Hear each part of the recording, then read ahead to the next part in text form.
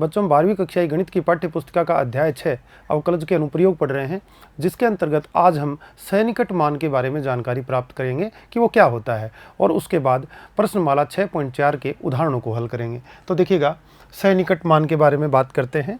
सन्निकट approximation, कैसे, ये क्या कहना चाहता है टॉपिक, देखिएगा। इस अनुच्छेद में हम कुछ राशियों के सन्निकट मान को ज्ञात करने के लिए अवकलों का प्रयोग करेंगे।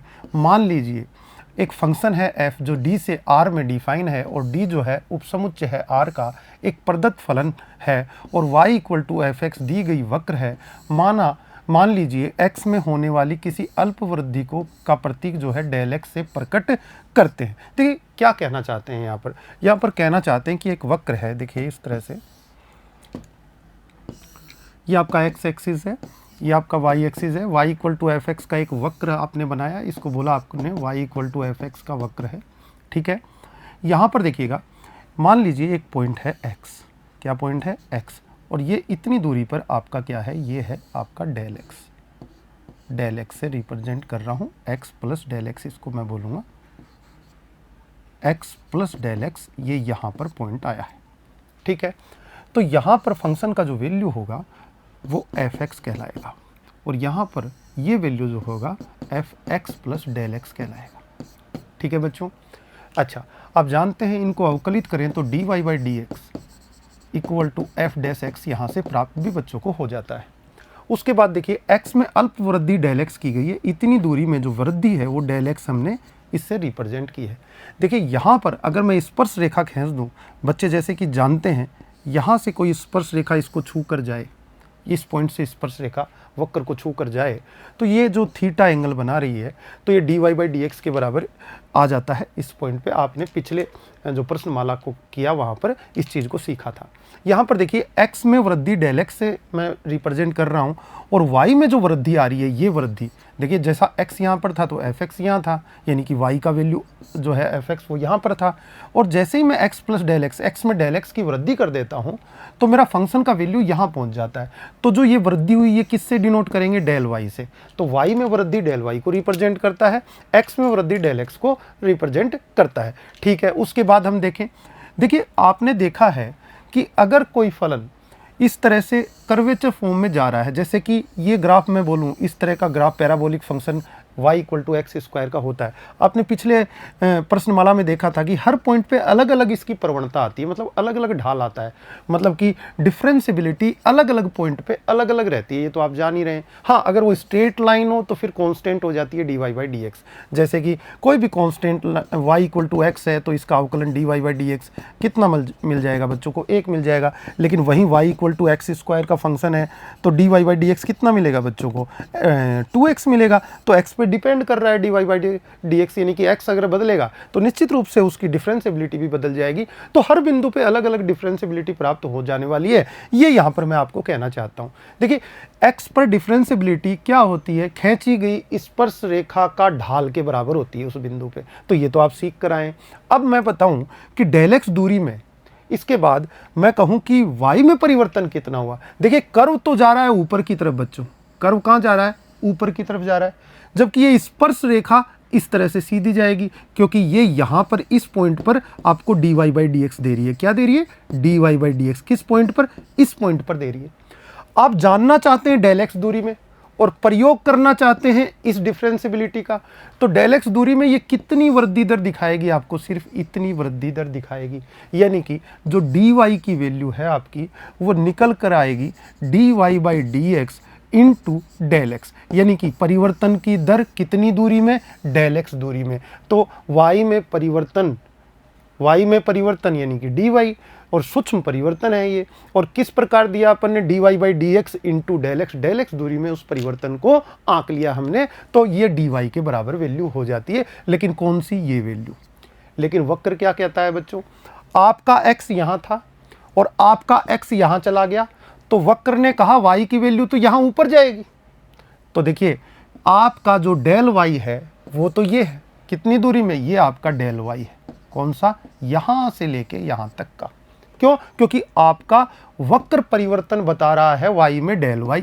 लेकिन आप डिफरेंशियबिलिटी यहाँ वाली यूज़ में लेके इतनी दूरी पर परिवर्तन की दर बताते हो तो उससे जो y में परिवर्तन निकल कर आता है वो इतना आता है, क्योंकि इस लंब को ये स्पर्श रेखा यहीं कट कर देगी, तो dy तो सिर्फ इतना ही आकलन कर पाएगा आपका। तो ये जो त्रुटि उत्पन्न होती है इसके कारण इन फंक्शंस के सन्निकट मान उपलब्ध हो जाते हैं। तो बच्चे इस बात को समझ गए होंगे। तो यहाँ से कुछ चीज़ें निकल कर आती हैं बच्चों, अपना जो फॉर्मूला अपने इस अध्याय में जो काम आएंगे यहाँ पर सन्निकट में, वो देखिए क्या क्या निकल कर आ रहे हैं। डेल वाई, एक तो ये पता लगाना है कि डेल वाई क्या होता है साहब। डेल वाई इक्वल टू ये डिस्टेंस है जो वक्र डेल एक्स दूरी में वाई में परिवर्तन दिखा रहा है, वो आपका डेल वाई है। और डेल वाई इक्वल टू आएगा f x plus del x minus f x. आप खुद ही सोच लीजिए, इस वैल्यू में से इसको घटाएंगे तो बीच की दूरी निश्चित रूप से आ जाएगी जो डेल वाई के बराबर है, वाई में परिवर्तन को शो कर रहा है। ठीक है, उसके बाद मैं यहाँ से इंप्लाइज करूँ f x plus del x कितना होना चाहिए, तो बच्चे कहेंगे ये आपका जो एफ एक्स है लेफ्ट साइड में आएगा तो प्लस का हो जाएगा, और प्लस क्या, ये डेल वाई के बराबर हो जाना चाहिए। अब बच्चे कहेंगे यहाँ से कि f x plus del x का मुझे वैल्यू लेना है, और वैल्यू लेना है और मुझे इस डेल वाई की वैल्यू निकालनी है। तो डेल वाई किससे निकाल देंगे आप, यहाँ तो एफ एक्स आपका और प्लस आप कर देंगे d Y by D x into किससे, डेल एक्स से। लेकिन ये वैल्यू किसके बराबर है, ये वैल्यू तो डी वाई के बराबर है। तो बच्चे यहाँ से कहना चाहेंगे कि हम डी वाई को लगभग बराबर मान लें डेल वाई के, तो सन्निकट मान तो प्राप्त कर ही सकते हैं। भाई इन दोनों में थोड़ा सा अंतर है, दिखाई भी दिया आपको वक्र में। क्या अंतर है साहब, अंतर ये है कि यहाँ पर x प्लस डेल एक्स पर ये जो डेल y की वैल्यू आएगी वो तो इतनी आ रही है आपके हिसाब से, तो लेकिन आप जो dy बाई डी एक्स से कैलकुलेट कर रहे हो, कम कर पा रहे हैं, तो ये त्रुटि इतनी उत्पन्न हो गई ना। इस त्रुटि के कारण एग्जैक्ट वैल्यू नहीं निकल पाती है, आपका सन्निकट मान अप्रोक्सीमेट वैल्यू आप फाइंड आउट कर पाते हैं। इसलिए हम इसको किसके बराबर मान लेते हैं, डी वाई लगभग डेल वाई के बराबर माने, तो हमें एग्जैक्ट वैल्यू तो प्राप्त नहीं होगी, लेकिन क्या प्राप्त हो जाएगा, सन्निकट मान प्राप्त हो जाएगा। इसलिए इसको सन्निकट मान से संबोधित करते हैं बच्चों। ठीक है, आगे बात करते हैं। तो फिर क्या, तो आपका फॉर्मूला क्या बना, आपका फॉर्मूला बना बच्चों कि देखिए आप लिख सकते हैं f x plus del x equal to, एक तो आपको ये ध्यान रखना है एफ एक्स प्लस आपका हो जाता है D Y by D x को एफ डैश एक्स भी तो लिख सकते हैं, f dash x into del x आपका ये हो जाता है। एक बात ये ध्यान रखनी है बच्चों को, पहली बात। देखिए दूसरी बात मैं बताना चाहता हूँ, आप इसी बात को ऐसे भी कह सकते हैं कि f x y equal to वक्र क्या है, एफ एक्स है, तो इसको वाई बोल दें तो भी चलेगा, प्लस एफ डैश एक्स का मतलब एक्स के सापेक्ष अवकलन वाई का, यानी इसको d Y by D x बोल दें तो भी चलेगा, और इनटू डेल एक्स। तो ये बात इस तरह से रिप्रेजेंट कर दें, या आपने ऊपर की है, दोनों एक ही बात है। दूसरी बात, यहाँ पर एक बात और कही जा रही है कि जो डेल वाई का कैलकुलेशन है वो लगभग किसके बराबर है, डी वाई के बराबर है, और सन्निकट मान निकालने के लिए हम ऐसा करते हैं, और इसकी वैल्यू किसके बराबर आती है, इसकी value d Y by D x into x में परिवर्तन कौन शो करता है, डेल एक्स, इसके बराबर। ये तीन चीज़ें आप ये ध्यान में रखेंगे तो आप हर क्वेश्चन को कर पाएंगे बच्चों। ये चीज़ यहाँ पर बताई गई है। आगे देखिए, ये सारा आपकी बुक में जो समझाया गया है मैंने लिखा है। क्या, स्मरण कीजिए कि एक्स में हुई अल्प वृद्धि डेल एक्स से रिप्रेजेंट करते हैं। मैंने कहा कि एक्स, ये देखिए एक्स यहाँ पर है और आपका यहाँ पर एक्स प्लस डेल एक्स है, वही चीज़ यहाँ पर ग्राफ पे बताई गई है कितनी दूरी पे। तो ये जो डिस्टेंस हुई ये कितनी हुई, ये डेल एक्स हुई जो डी एक्स के बराबर है। चलिए अच्छा, फिर y में हुई वृद्धि को डेल y से निरूपित कर रहे हैं हम। तो डेल y को देखा आपने, ये यहाँ पर देखेंगे ये वैल्यू, और फिर यहाँ पर देखेंगे ये वैल्यू कितनी होगी, ये आपकी डेल y होगी। ये पॉइंट क्या होगा, f x plus del x होगा, और ये वैल्यू क्या होगी, एफ एक्स यहाँ पर मिलेगा आपको। यही चीज़ें आपको del y equal to F x plus del x minus f x, इस ऊपर वाले पॉइंट में से नीचे वाली वैल्यू को घटा दोगे तो y में परिवर्तन दिखाई देगा, जिसको किससे बोला जा रहा है, डेल y से बोला जा रहा है। अब हम निम्नलिखित को परिभाषित करते हैं, ये आपको परिभाषित करके मैंने समझा दिया है पूरा, आप देख सकते हैं। उसके बाद देखिएगा इसके बाद x के अवकल को dx से प्रकट करते हैं तथा dx बराबर डेल x से परिभाषित करते हैं। ये सारी चीज़ आपकी बुक में जो लिखी हुई है। dy इसके लगभग बराबर हमने क्या माना है, डेल y, क्योंकि एग्जैक्ट वैल्यू नहीं आती है, इसीलिए डेल y को dy से निरूपित करके हम सन्निकट मान प्राप्त कर लेते हैं। ये आपको सारा जो फॉर्मूला है आपको समझा दिया गया। अब क्वेश्चन लेते हैं बच्चों, देखिएगा क्वेश्चन क्या कहता है। उदाहरण नंबर 21 देखते हैं, ये किस प्रकार फॉर्मूला अप्लाई करेंगे हम। आपने फॉर्मूला क्या देखा, आपने एक तो ये देखा कि x plus del x equal to आप लिख सकते हैं f x plus f dash x into del x, ठीक है। दूसरा आप f x plus del x को लिख सकते हैं बच्चों क्या, इसको y plus d Y by D x, क्योंकि एफ डैश एक्स वही होता है, इंटू डेल एक्स। ये फॉर्मूले आपने देखे और इनको अप्लाई करके हम इस का सन्निकट मान प्राप्त करेंगे। आपका क्वेश्चन जो है गिवन है आपको 36.6 आपको गिवन है, इसकी वैल्यू आपको फाइंड आउट करनी है। चलिए कैसे करेंगे देखिएगा, पहले फलन का प्रारूप देखिए। 36.6 के ऊपर क्या लगा हुआ है, अंडर रूट। आप इसको ऐसा भी तो लिख सकते हो 36.6 की होल पावर 1/2। तो सबसे पहले माना y इक्वल टू एक्स का फलन। x का फलन किस टाइप का है, कोई वैल्यू है जिसके ऊपर पावर है 1/2, तो x की पावर 1/2 रूप का फलन है, तो हमने ये मान लिया बच्चों। क्वेश्चन करने का तरीका देखिए। उसके बाद हम कहेंगे dy by D x, dy by D x 1/2 root x हो जाएगा। इसका अवकलन करेंगे इसका x के सापेक्ष, तो लेफ्ट साइड में dy बाई डी एक्स और x की पावर 1/2, या इसको रूट एक्स भी बच्चे लिख सकते हैं। रूट एक्स का अवकलन क्या होता है, 1/2 रूट एक्स होता है, ठीक है, ये पता चल गया। उसके बाद हम बात करते हैं आगे, देखिए उसके बाद हम मान लेते हैं एक और चीज़, माना एफ एक्स प्लस जो डेल एक्स है उसको मैं रिप्रेजेंट कर दूं कैसे, किससे, ये आपका इसकी वैल्यू रख दूं किसके बराबर, अंडर रूट 36.6 के बराबर मान लेता हूं। तो इसकी वैल्यू जो फाइंड आउट करूंगा वो इसके बराबर आ जाएगी। अब मैं इसमें 36.6 को इस तरह से ब्रेक करूंगा कि मेरा जो डेल एक्स है वो कम से कम आए। देखिए डेल एक्स को जितना कम रखेंगे ना आप, उतनी ही त्रुटि कम होगी। कारण क्या है, देखिए आपको पीछे समझाते हैं कारण क्या है।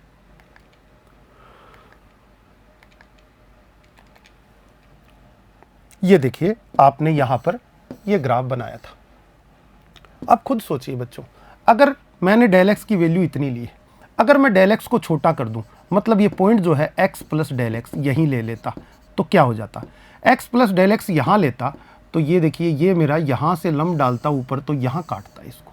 तो देखिए ये वैल्यू और ये वैल्यू, इन दोनों में अंतर सिर्फ इतना सा आता, यानी कि त्रुटि जो डेल वाई और डी वाई में त्रुटि कितनी प्राप्त हो रही है।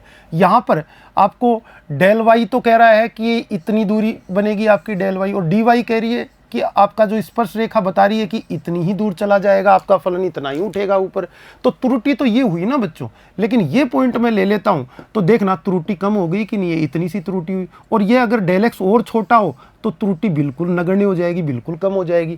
तो इसका मतलब एक्स के पास जितनी दूरी पे x प्लस डेल एक्स होगा, कम दूरी पे होगा, उतनी ही आपका सन्निकट मान ज़्यादा अच्छा प्राप्त होगा। यहाँ पर ये चीज़ बताई गई है। तो यहाँ पर मैं कहूँगा आपको कि आप कम से कम डेल एक्स की वैल्यू लेने की कोशिश करें। तो इसको x प्लस डेल एक्स के रूप में मैं इस फंक्शन को तोड़ूंगा तो मैं ऐसा मान निकालूंगा इसमें से जिसका अंडर रूट आसानी से लिया जा सके, क्योंकि आपका फंक्शन किसका है, अंडर रूट का। तो मैंने कहा अंडर रूट में मैं इसको 36 प्लस 0.6 लिख दूं, तो ये तो जहां x बराबर मैंने मान लिया 36 को, और डेल एक्स यानी कि x में परिवर्तन जितना किया वो प्लस का 0.6 हो गया।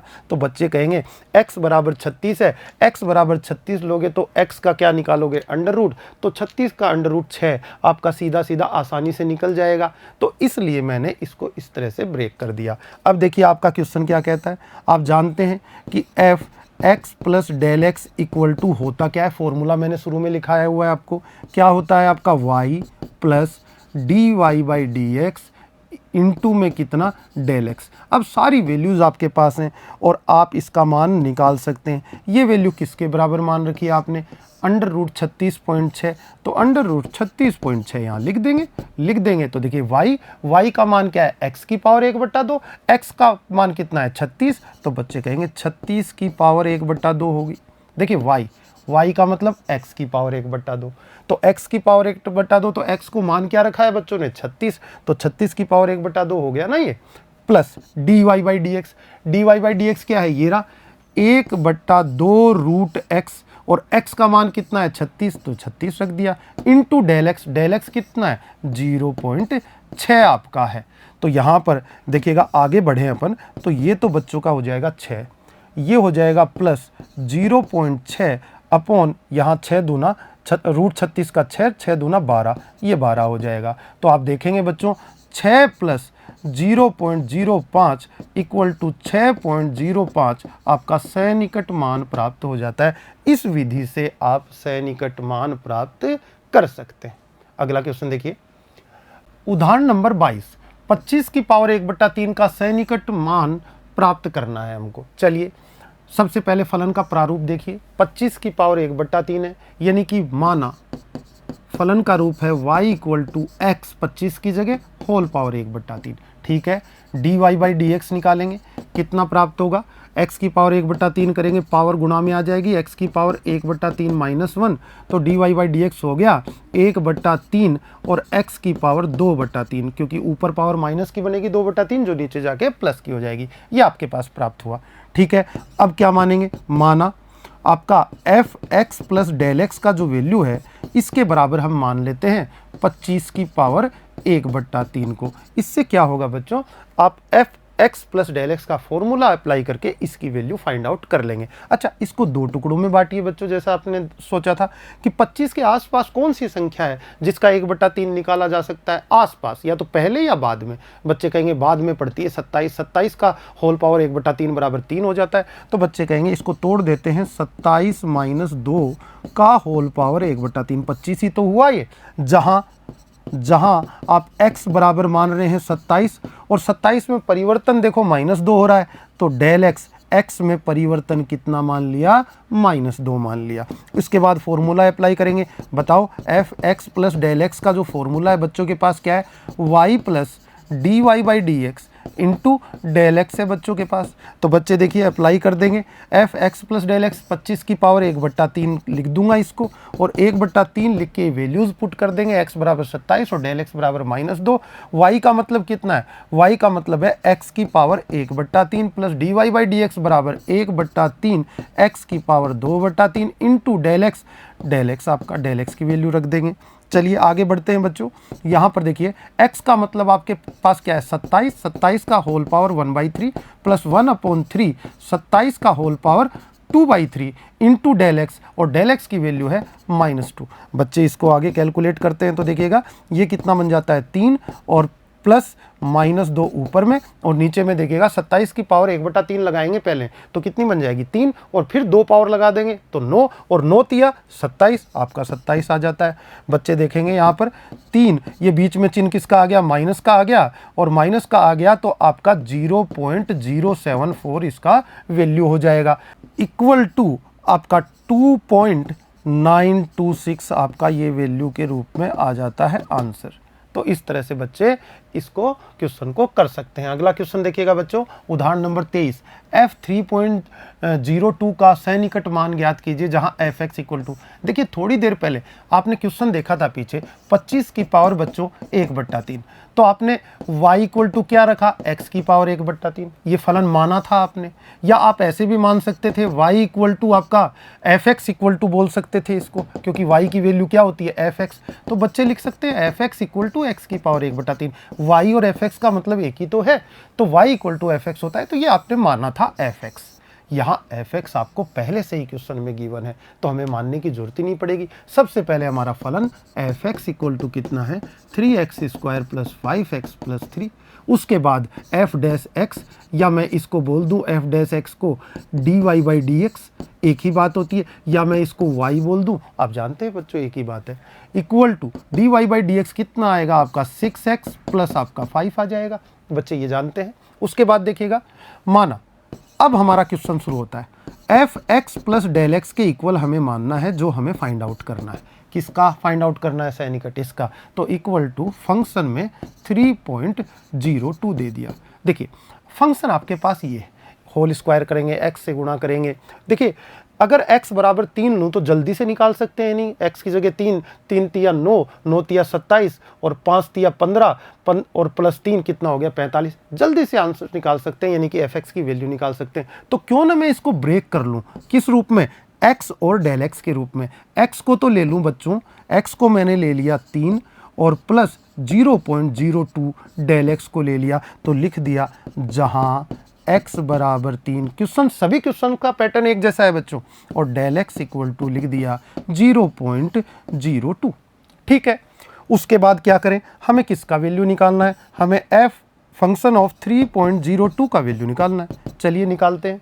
फॉर्मूला क्या है? फॉर्मूला, इसका फॉर्मूला क्या होता है आप जानते हैं, f x plus del x का आप क्या कहेंगे, एफ एक्स या y ले लो, यहाँ पर एक ही बात है, और एफ डैश एक्स यानी dy/dx इंटू डेल एक्स, यही तो आपका फॉर्मूला होता है। और ये फॉर्मूला होता है तो इसमें देखिए वैल्यूज रख देते हैं। एफ एक्स, एक्स बराबर क्या लिया है आपने 3, तो f3 plus f dash x यानी कि आपका एफ डैश में x की जगह 3 ले लिया, डेल x की वैल्यू 0.02। कैलकुलेशन करते हैं बच्चों। f3 देखिए एफ एक्स इक्वल टू आपका क्या है 3x² + 5x + 3 क्वेश्चन में। तो देखिए 3 और 3 का होल स्क्वायर प्लस आपका 5 × 3 और प्लस 3, ये आपकी वैल्यू हो गई f3 की। एफ एक्स में x की जगह 3 रख के प्राप्त हुई। ठीक है। एफ डैश 3 का मतलब क्या होता है, x की जगह 3 चला गया, एफ डैश एक्स में x की जगह 3 रख देंगे। एफ डैश एक्स आपकी ये रही 6x + 5, तो बच्चे क्या करेंगे 6 × 3 + 5 और इंटू 0.02। बच्चे आगे बढ़ें तो ये तो अभी बताया था 45 कैलकुलेशन हो गई। ये 6 तिया 18, 18 और 5 23 प्लस आपका 23 × 0.02, ये आपको मिल जाता है। चलिए आगे बात करते हैं। ये आपका 45 और ये आपका 23 दूनी 46, तो कितना हो गया प्लस 0.46 इक्वल टू 45.46 आपका आंसर के रूप में मिल जाता है बच्चों। इस तरह से आप इस क्वेश्चन को कर सकते हैं। आगे देखिए अगला उदाहरण 24 कहता है x मीटर भुजा वाले घन की भुजा में 2% की वृद्धि हो जाए। जैसे आपके पास कोई घन है और उसकी भुजा है x मीटर, ठीक है, x मीटर है, तो उसमें भुजा में कुछ वृद्धि कर दी जाए, कुछ उसको बढ़ा दिया जाए, तो निश्चित सी बात है जब x मीटर भुजा थी तो आयतन कुछ होगा, और अगर भुजा को थोड़ा भी बढ़ा दिया तो आयतन में कुछ न कुछ तो वृद्धि होगी। अब ये पूछना चाहते हैं कि 2% को अगर वृद्धि कर दी जाए किस में, भुजा में, यानी कि x में, तो आयतन को मैं v बोलूं तो v में क्या वृद्धि होगी, यानी कि आपसे डेल v पूछा जा रहा है जो लगभग मान dv के बराबर होता है। आप dv कैलकुलेट कर लें और उसको डेल v बोल देंगे तो सैनिकट वृद्धि तो आयतन में आ ही जाएगी। तो बच्चे क्या करेंगे देखिएगा, सबसे पहले घन का आयतन, आपका घन का आयतन v है, तब v इक्वल टू क्या बना, x³ बना। dv/dx की वैल्यू निकालते हैं जो जरूरत पड़ेगी। dv/dx का वैल्यू बना 3x² बना आपका, ठीक है। अच्छा 2% की वृद्धि, अब घन की भुजा में